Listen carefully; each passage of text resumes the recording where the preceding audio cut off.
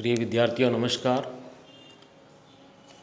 पूर्व के कालांश में हम देवनागरी लिपि उद्भव विकास और मानक रूप के तहत लिपि की परिभाषा और लिपि की आवश्यकता के बारे में पढ़ चुके हैं।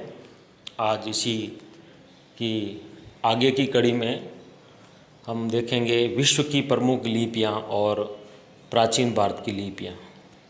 बात सबसे पहले करते हैं विश्व की प्रमुख लिपियों की। विश्व में लगभग 20 लिपियाँ हैं और उसमें बहुत सी भाषाएं हैं। इन लिपियों के दो भेद हैं, यानी उसके दो आधार हैं। एक है चित्रात्मक लिपि और दूसरा है उच्चारण के लिए निर्मित ध्वनि चिन्ह पर आधारित प्रतीकात्मक लिपि। यानी कि चित्रात्मक लिपि जिसमें सिर्फ चित्र से ही पहचान होती है, और दूसरी जो लिपि है उसका आधार उच्चारण के लिए ध्वनि है। चित्रात्मक लिपि की बात करते हैं तो इसमें चीनी भाषा आती है,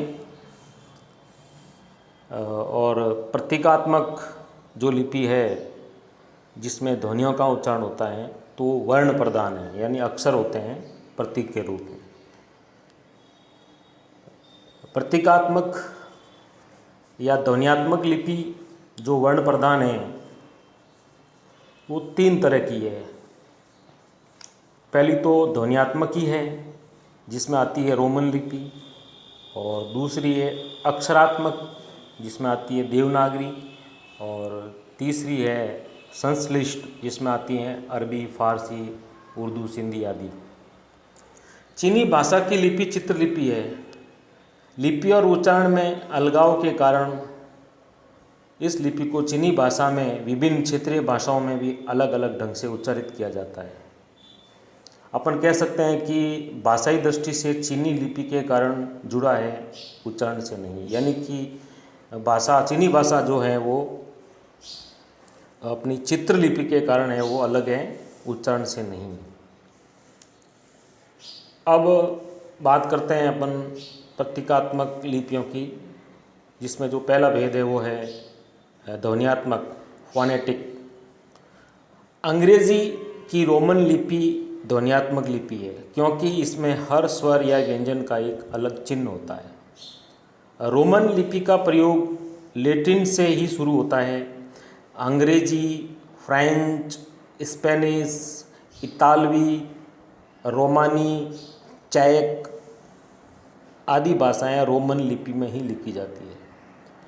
आज अफ्रीका के देश, मलेशिया, तुर्की आदि ने भी रोमन लिपि को अपना लिया है। रोमन का प्रयोग करने वाली भाषाओं में लिपि और उच्चारण का सामंजस्य इतालवी और स्पेनिश आदि भाषाओं में अधिक है, जबकि अंग्रेजी में ये सामंजस्य बहुत कम है।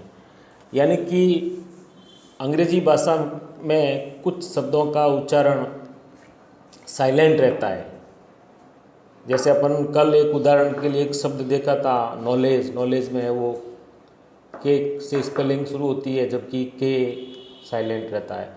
लेकिन इतालवी और स्पेनिश थोड़ी अलग हट करके है। इसमें उच्चारण का और लिपि का सामंजस्य अंग्रेजी की तुलना में थोड़ा अधिक है। और ग्रीक भाषा की लिपि है वो अपनी ग्रीक लिपि है, और रूसी भाषा की जो लिपि है वो है सिरिलिक लिपि।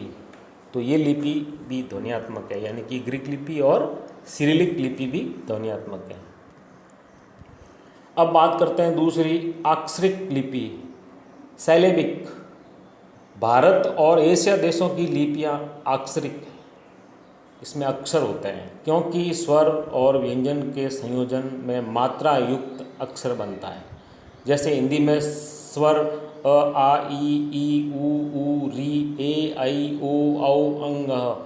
तो फिर इन सभी स्वर में मात्रा के रूप में हम बारखड़ी पढ़ते हैं, और व्यंजन में स्वर की जो मात्रा लगती है वो बारखड़ी बनती है। जैसे आ स्वर में आ की मात्रा है पीछे एक डंडी के रूप में अपन लिखते हैं।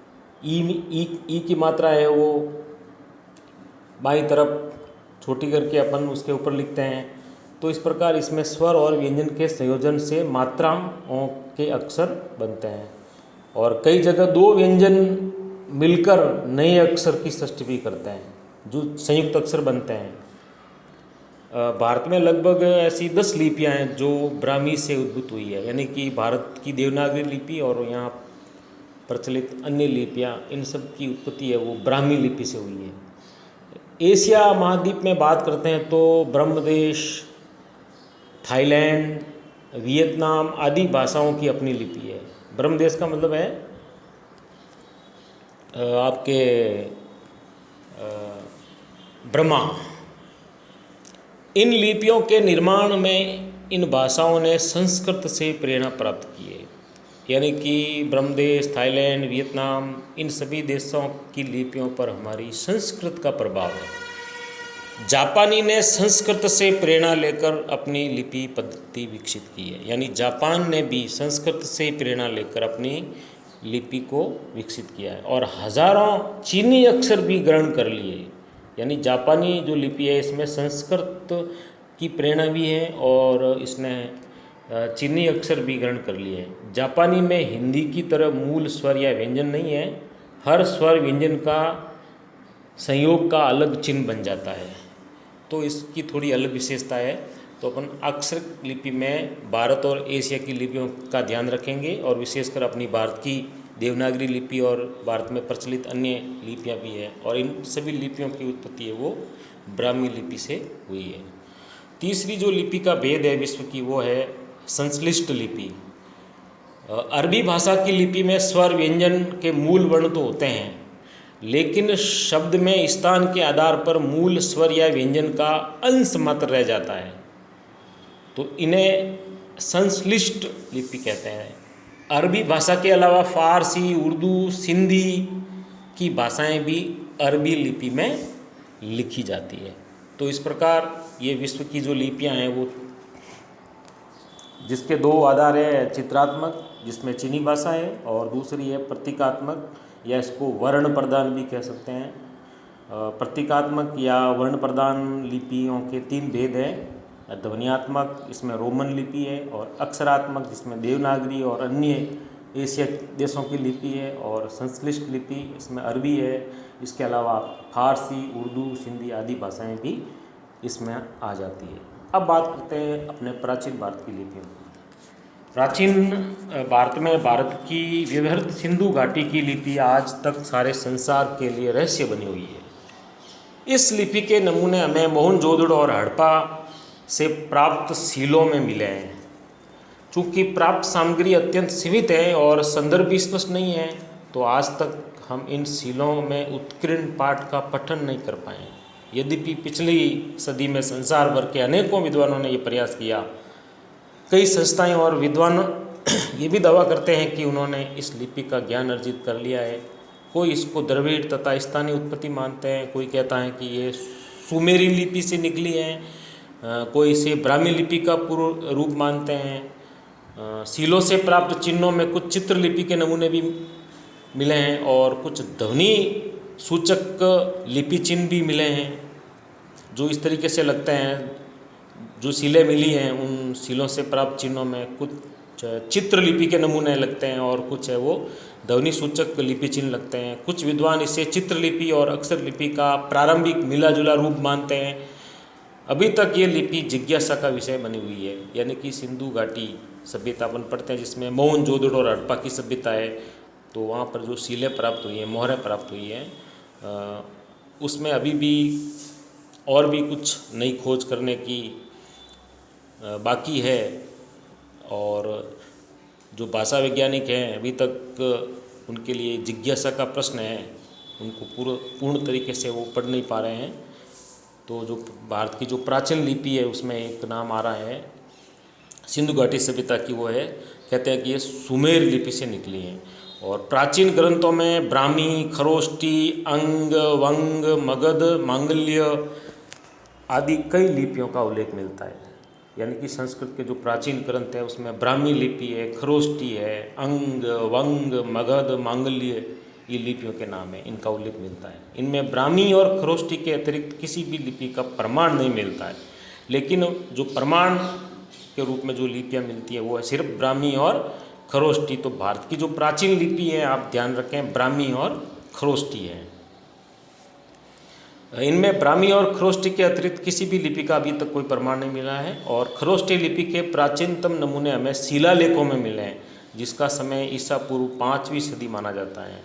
अशोक के शिलालेखों के बाद से नियमित रूप से हमें ब्राह्मी लिपि में लिखे पाठ मिल रहे हैं। तो खरोष्टी लिपि प्राचीन है ब्राह्मी से भी, और इसका ये प्राचीनतम नमूने हमें विभिन्न शिलालेखों में मिले हैं, जिनका समय आज ईसा पूर्व 5वीं सदी माना जाता है। और उसके बाद में सम्राट अशोक के शिलालेखों के बाद से नियमित रूप से हमें ब्राह्मी लिपि में लिखे पाठ मिल रहे हैं। तो इस प्रकार भारत की जो प्राचीन लिपियों में 2 प्रमुख हैं, ब्राह्मी और खरोष्टी। इसमें खरोष्टी सबसे प्राचीन है और उसके बाद में अशोक के शिलालेखों में ब्राह्मी लिपि के पाठ मिल जाते हैं। अगले वीडियो में हम